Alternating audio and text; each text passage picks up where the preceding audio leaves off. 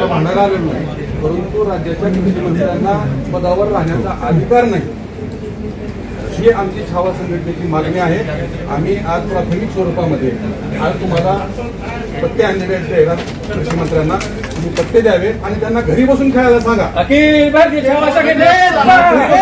सांगा विधानसभागृह हे शेतकऱ्यांचं, राज्यातल्या कष्टकऱ्यांचं आणि त्या ठिकाणच्या राज्यातल्या जनतेसाठी कायदा तयार करणारं सभागृह आहे. त्या ठिकाणी सर्वसामान्यांचे प्रश्न मांडावे, सर्वसामान्य न्याय दिला पाहिजे.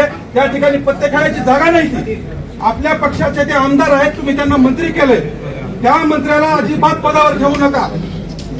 आपल्या पक्षाची प्रतिमा मलिन होत आहे त्या व्यक्तीमुळं.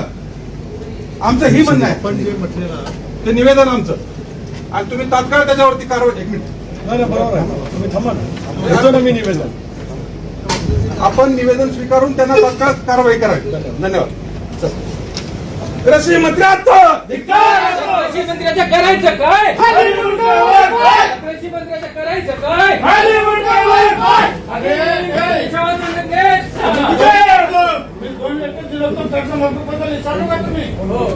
दिले दोन चिठ्ठ्या दिला तुम्ही, विचारलं का तुम्ही?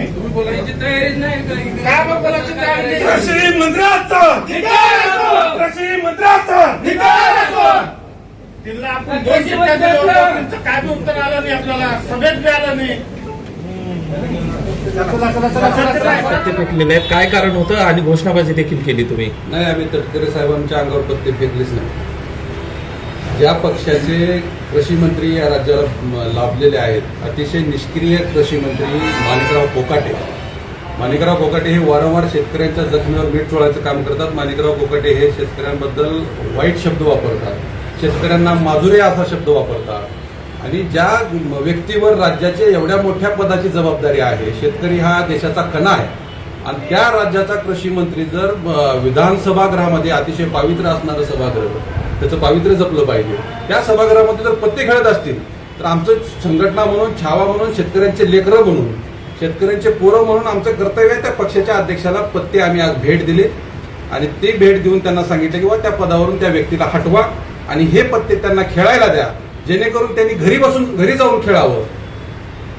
नाहीतर छावा संघटना जर अशा पद्धतीने चुकीच्या पद्धतीने वागणाऱ्या व्यक्तीच्या विरोधात आवाज उठवल्याशिवाय राहणार नाही.